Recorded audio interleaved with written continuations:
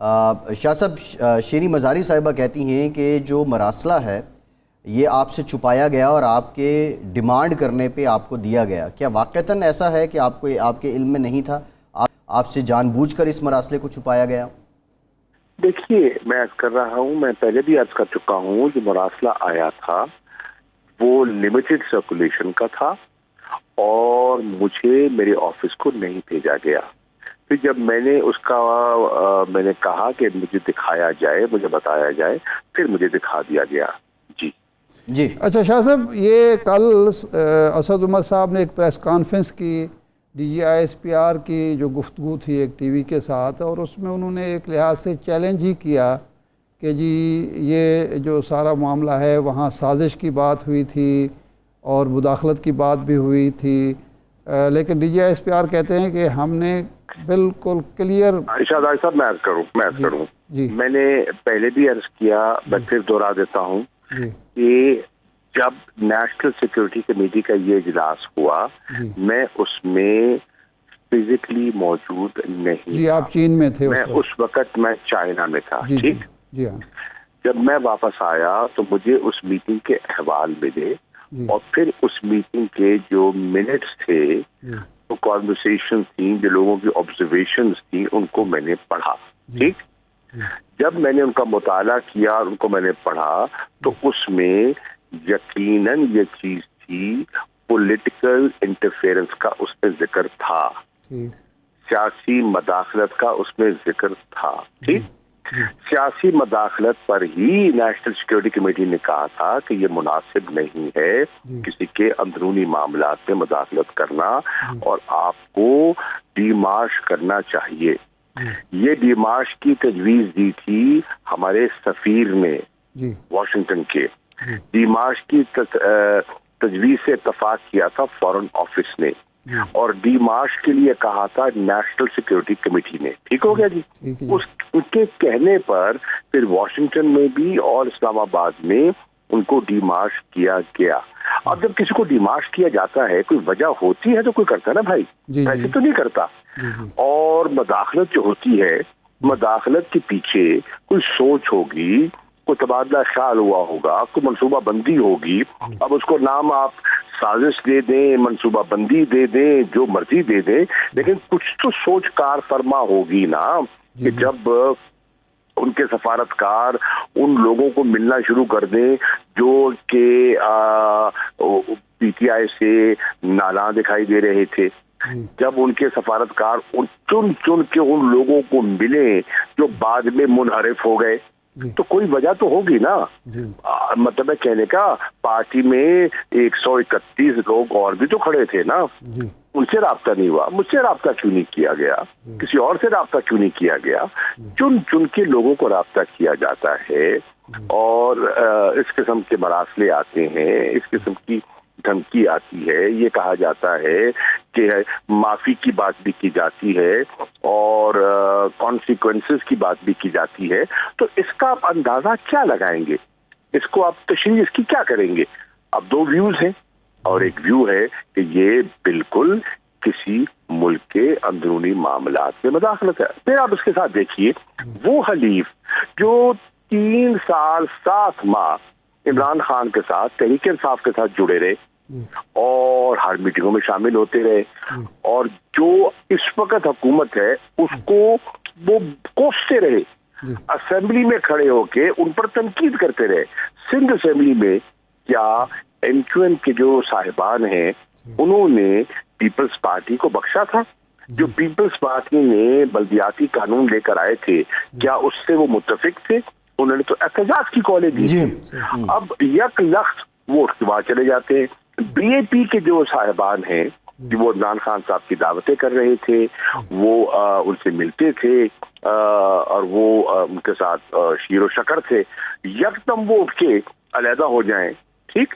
تو سوچنے کی بات یہ ہے کچھ تو وجہ ہوگی، کچھ تو کہتے ہیں نا where there's smoke there's fire، کوئی تو وجہ ہوگی نا ایسا ہوا.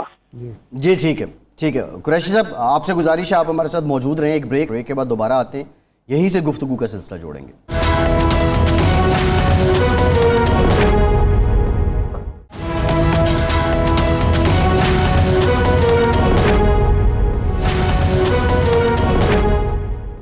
بریک کے بعد ایک بار پھر سے آپ کو خوش آمدید کہیں گے. شاہ محمود قریشی صاحب ہمارے ساتھ موجود ہیں. شاہ صاحب، آپ کی جو جماعت ہے اس وقت اس کی جو ترجیح لگ رہی ہے وہ یہی بات ہے کہ سازش ہوئی ہے اور اس بات کو مزید اسٹیبلش کیا جائے، لیکن حالات بڑے گمبھیر ہیں. 3 ہفتوں میں کوئی 84 روپے پیٹرول مہنگا ہو گیا، 119 روپے ڈیزل مہنگا ہو گیا، لوگوں کا جینا دوبر ہو چکا ہے. آپ نہیں سمجھتے کہ اگر سیاست کرنی ہے اور پھر سے ریوائیول کرنا ہے، حکومت میں آنا ہے، تو یہ ایشوز بڑے امپورٹنٹ ہیں، ان کو فوکس کیا جائے؟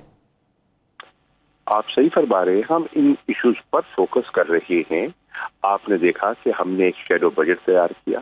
آپ نے دیکھا کہ ہم نے بجٹ پر ہم نے مختلف ہمارے جو پارٹی کے اسپوکس پرسنز ہیں انہوں نے اپنی رائے دی. آپ نے دیکھا کہ ہم نے قوم کو پہلے بتایا کہ ان کے پاس کوئی اکنامک ریوائیول پلان نہیں ہے. یہ گو کا شکار ہے. ایک قدم آگے لیتے ہیں، 2 قدم پیچھے لیتے ہیں، اور ابھی کلیئرٹی نہیں ہے کہ ہم نے اقدامات لینے ہیں نہیں لینے.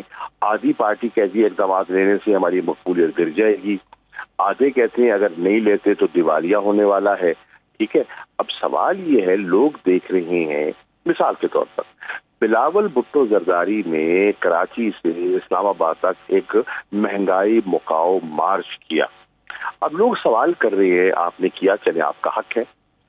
ان 2 ماہ میں جب سے آپ حکومت میں آئے ہیں، پیپلز پارٹی اور نون کی جو مخلوط حکومت ہے، کیا ان 2 ماہ میں اگر مہنگائی تو کم ہو گئی، پھر تو آپ کا مارچ جو ہے وہ مؤثر تھا اور لوگوں کو شکر بجا لانا چاہیے.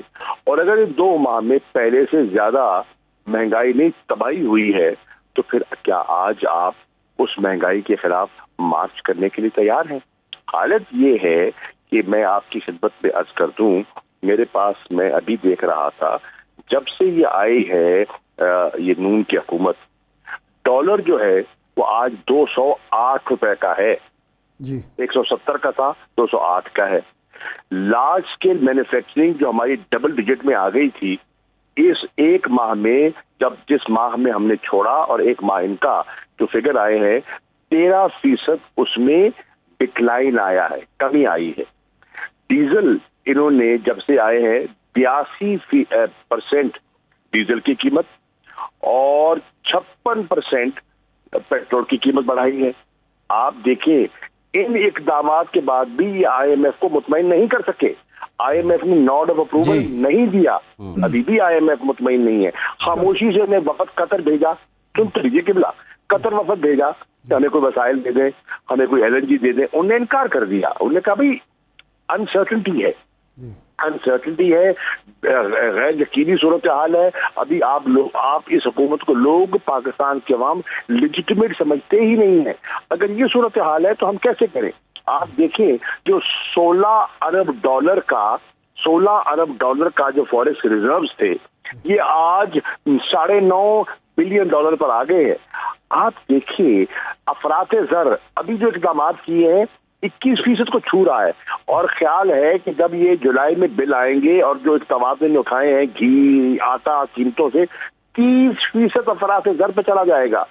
فسکل ڈیفیسٹ جو انہوں نے بجٹ میں بتایا ہے 5600، وہ غلط کہہ رہے ہیں. یہ جو 7000 سے زیادہ ہے، اس سب کا امپیکٹ کیا ہوگا؟ مہنگائی نہیں ہوگی تو اور کیا ہوگا؟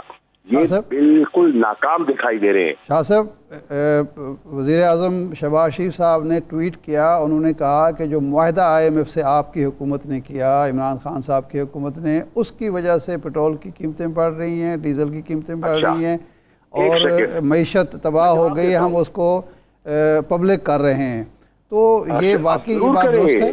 جی سن لیجئے نا قبلہ، جی شہباز شریف صاحب کو کہیے کہ آپ میں اگر ہمت ہے تو ہم نے روس سے بات کی تھی، اس بات کو آگے چلائیں، اور وہ سستا تیل دینے کو تیار تھا. اگر ہندوستان تیل سستا لے کر 25 روپے فی لیٹر کم کر سکتا ہے تو آپ روس سے بات چیت کرنے میں کیوں کترا رہے ہیں؟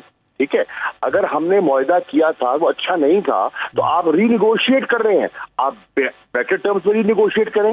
آپ اس معاہدے کو مسترد کر دیں اور کہیں کہ نہیں ہمیں قبول ہے، ہم ان ٹرمز میں کریں گے. آپ کے ہاتھ کس نے باندھے ہوئے ہیں؟ دیکھیے طفل تسلیاں نہیں چلے گی. لوگ بیوقوف نہیں ہیں، لوگ دیکھ رہے ہیں. یہ ایک ایجنڈے پہ آئے تھے، پرسنل ایجنڈا تھا، اپنے نیب کے کیسز ختم کرنے تھے، نیب کو دفن کرنا تھا، उसमें कामयाब हो गए, केसेस भी इनके चले जाएंगे, नैब भी दफन हो गया और अपने मकासद पूरे हो गए। शाह साहब जी जी जी शाह साहब, कोई चीन से आपको दावत मिली है दौरे की? आप चीन जा रहे हैं? देखिए, मुझे बिल्कुल दावत मिली है। अच्छा। अब मैं कब जाना है इसके बारे में मैं देखूंगा कि मुनासिब वक्त क्या है। इस वक्त तो ज़मीनी इंतखाबात होने हैं, हम इंशाअल्लाह मुकाबला करेंगे। जी। वोटर जो है, जो आम शहरी है, वो इस फस्तायत का मुकाबला कर रहा है और करेगा। शाह साहब, एक बुनियाद परस्त टोला हर दौर में होता है, जो बिकते हैं, ज़मीर फरोश होते हैं और वो होंगे, वो बिकेंगे, उनकी बोली लगा लें, जो बिकता है बिक जाए। हम तो इंशाअल्लाह अपने मौके पर खड़े हैं।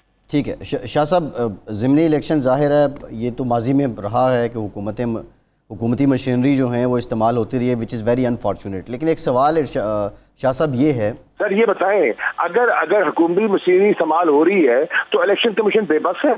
तो फिर हम जो कहते हैं कि हम इदारे न्यूट्रल हैं, तो फिर न्यूट्रलिटी किधर गई? जी देखिए ना, फिर न्यूट्रलिटी को दफन कर देना। फिर हम कहें कि हम न्यूट्रल नहीं हैं, हम जानिबदार हैं। हमने फैसला कर लिया है कि हमने मनपसंद नतायज हासिल करने हैं, और अगर आपने मनपसंद नतायज हासिल करने हैं तो उसका पाकिस्तान की जमहूरियत पर क्या असर होगा? जो पंजाब का इन्होंने बजट पास करवाया है गैर आईनी गैर कानूनी तरीके से, उसका इम्पैक्ट क्या होगा? आप देखिए ना। अच्छा शाह साहब, इलेक्शन कमीशन पे जरा कर रहे हैं ये। जी